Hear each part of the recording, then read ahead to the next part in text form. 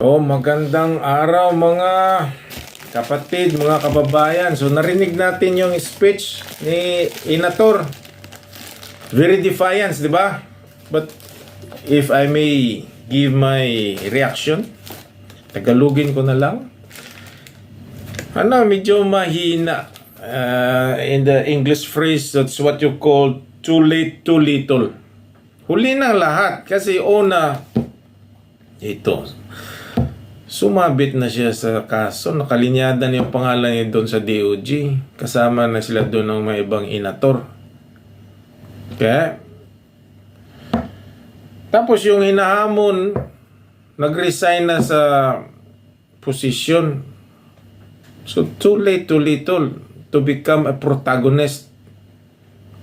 So, if that speech, the same speech, it was done before, bago pa yung sumabog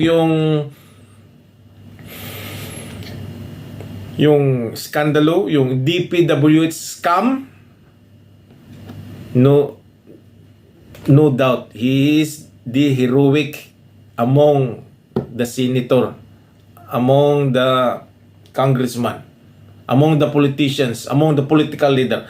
But at this time, it's too late, too little. Wala na, nag-resign na yung pinapatamaan niya, yung tinitira na si Kingpin. Tapos yung kasama ni Kingpin na si Minimi andun sa abroad. Nagtatago na.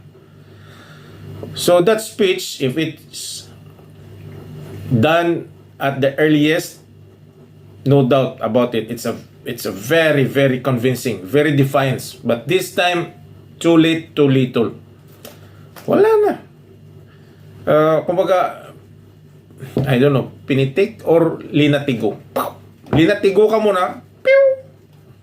Tapos nag-react ka. So, what you have done is, what he has done, is just only a reaction. So, I don't know, para sa mga ordinaryong Pilipino, I don't know, it's good na talagang very defiant, very brave, but if you were to ask me, it's too late, too little. Wala nang epekto yan. Paano mo hahamunin mula na sa pwesto yung nakaupo, nag-resign na due to pressure? Wala na. Too late, too little.